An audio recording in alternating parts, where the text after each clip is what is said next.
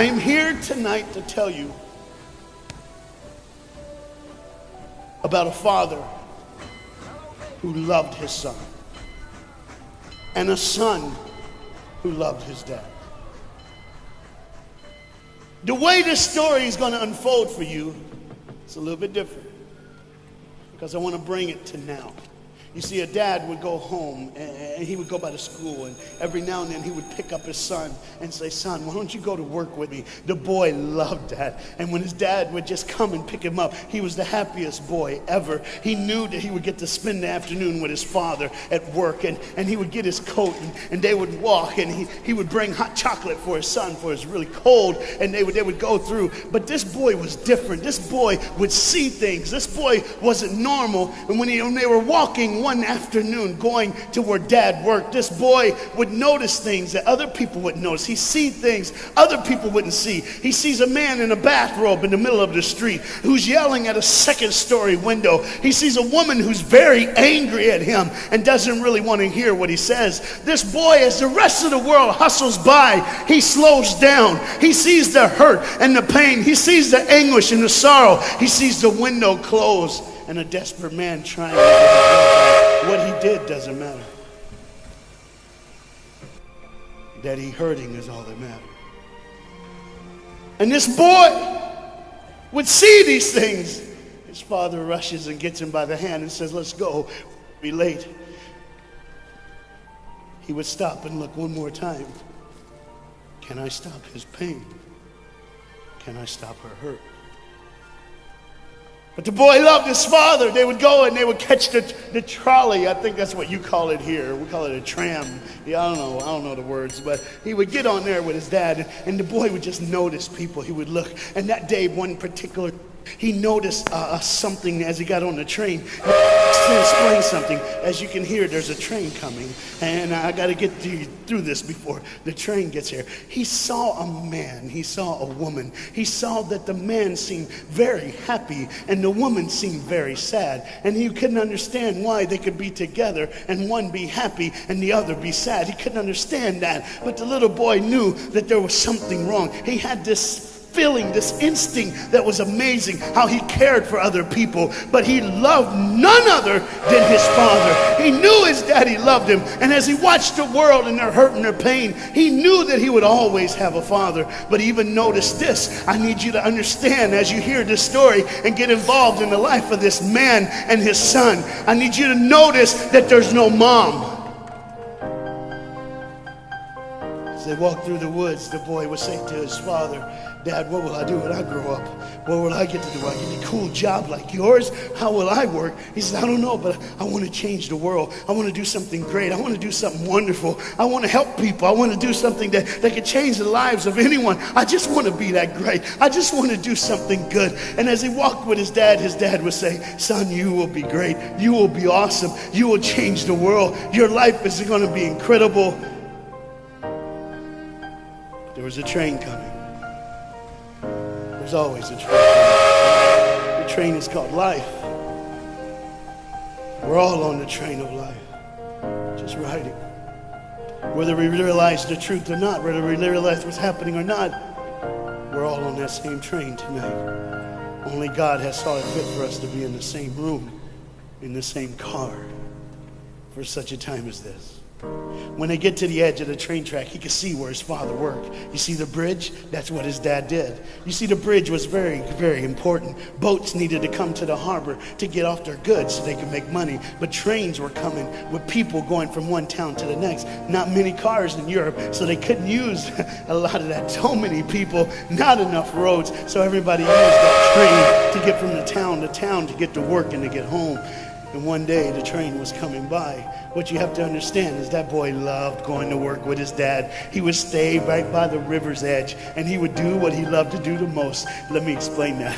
He loved to fish. Anybody like to fish here? All the guys go, The dad looks at his boy and he says, "Son, now remember the rules. You got to stay right here because I can see you from the window right here. Don't get out of the sight of this window because you got to stay there so I know you're safe. Catch you something good to eat." But as you can hear, the train's coming. The father's job was cool. If I wasn't a preacher, I wouldn't mind doing that. Get to work. Get grease on you. Even if you didn't have to, you just squirt it on you like you feel like you did something. That's what I would do. There was a boat coming in the harbor. Timing is very essential. I'll go ahead and give you the key. The key is this. There's always a light. Everybody say light. Say it again. One more time. There's a light that the train conductor needs to see. If that light is green, he can go. If it's red, he must stop. You see, God has given us road signs in our life that we must read. Lines that tell us to go and lines that tell us to stop. Whether we read those and believe them or not is up to us. That's why some of you have fallen and you cannot get up. But tonight, that's why I'm here. The boat needed to come through, so he called, and the man said, okay, I got time. It's a long time before the train should come. So he pulls the lever, as you just saw, and the big, huge stone, steel bridge, the gears started turning. They started cranking the steam. All of a sudden, gears are moving, and that big, huge bridge is just starting to go up. As it rises higher and higher, he has to watch and make sure everything's set, everything's good, everything's fine. As he looks out the window, he can see everything, but the dad, being a good dad, keeps one eye on his work, but the other eye on his baby. One eye on the world, but the other eye on his children. You think God doesn't know where you are? He keeps one eye on his world and one eye on his child. No matter what you've done or where you've been, it's one eye on the world, but the other eye's on you. He's watched you and he's kept you. Even though your train is coming down the track, he understands that. And even though sometimes, I don't want to get ahead of myself. See the red light? He doesn't see it. So many times we don't see the red light. See, to just say the train was early. The boy can hear and see the steam. And he looks and says, Daddy, the train. Daddy, Daddy, the train's early. Daddy, you got it, Daddy. Hey, Daddy, Daddy, Daddy, Daddy, Daddy, the train.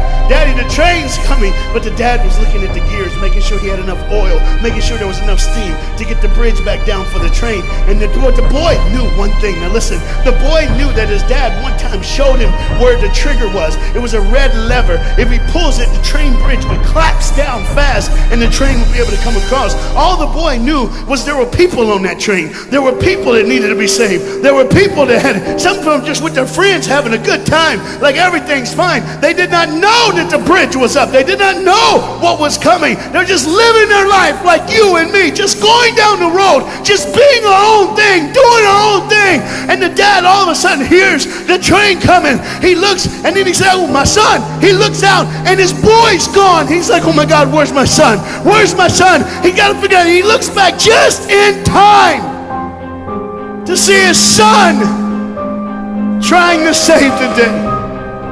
All he had to do was pull that lever. He reaches in to pull it, and the boy pulls too far, and he falls in the hole. Now it's on the father, and God the Father, did you hear me? God the Father has to make a choice. It's his now. Do I save my son, or do I save the world? But they don't even know. They don't even know. The greatest decision of his life. He could blame it on them not seeing the red light. He could blame it doesn't matter anymore. Pull the lever, save the world. Leave it up, save your son.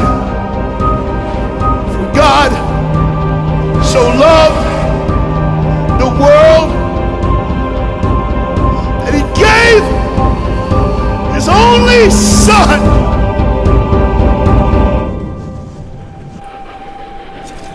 Whosoever believes in him will not perish. 3, 2,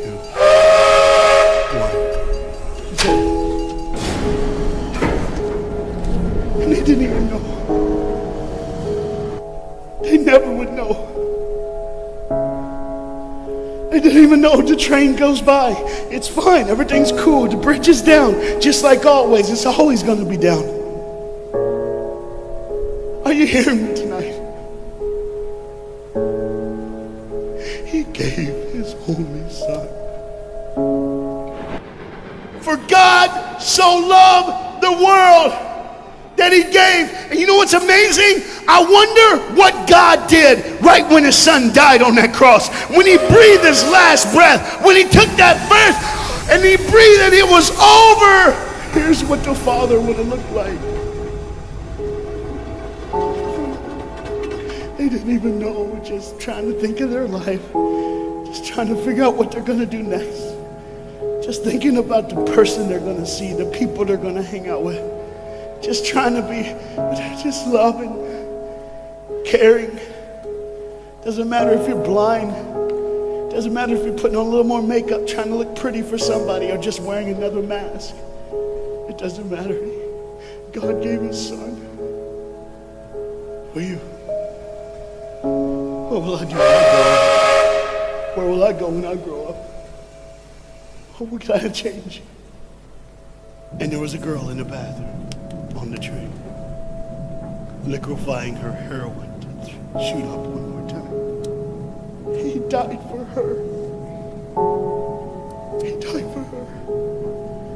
But in one moment, are you listening? In one moment, as the Bible says, everybody gets a chance. In one moment, to see the look of the Father when he knows when you realize what he did for you, when you realize the sacrifice, when you realize he let his son die so that you can live, when you realize what he did, no matter what you're doing, no matter where you're at in this life, no matter what you're a part of, you gotta stop. You gotta stop. Even if it's for 1 second, and think, my God, he did it for me. He did it for me. And I pray to God you drop what you're doing. Drop what you're doing. With all the pain and the hurt and the sorrow in the world, he did it for you. That's why you're so quiet. You see, the train's coming. The train's coming. Everybody has things. You have ways of I don't want to do that. I don't want to, but why do I keep doing it? Even Paul said, why do I do what my flesh tells me, and I do what I know is wrong, and I don't do what I know is right? You got to understand tonight, the fight is on, and we can win. We become more than conquerors through Jesus Christ. And I'm not preaching just for me. I'm preaching on behalf of you. But what you got to understand is there had to be a moment in those 3 days when Jesus died on a Friday and rose again on a Sunday. There had to be this moment. Go ahead, look at the screen. When it was just God and his baby and his son.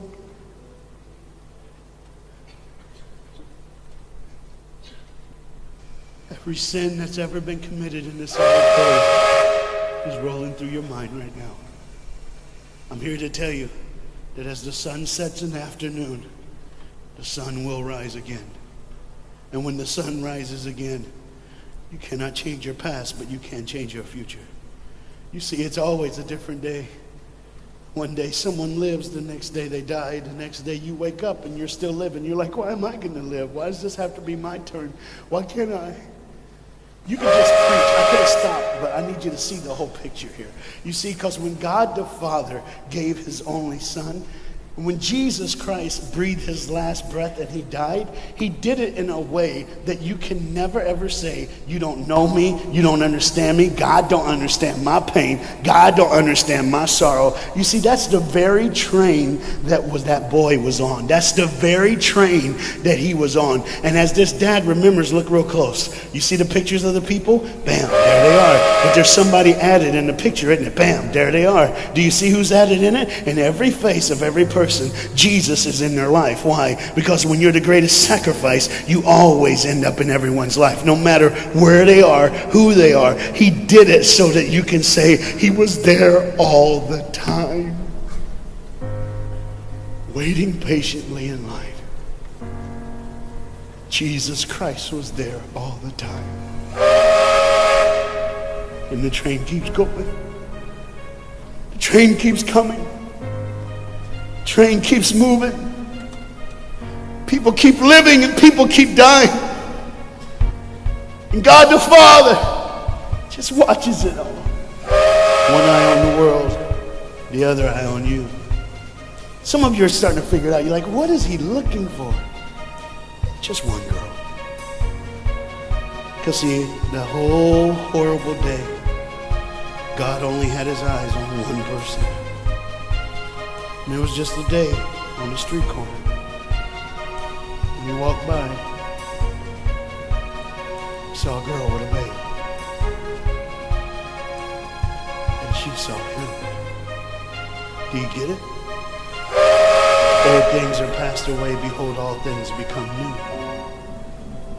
He did it so that we can live. No matter what the sin, no matter what the pain, no matter what the sorrow, the sacrifice was perfect. It was perfect. And it was for you. And God the Father watches it all unfold. And all he can say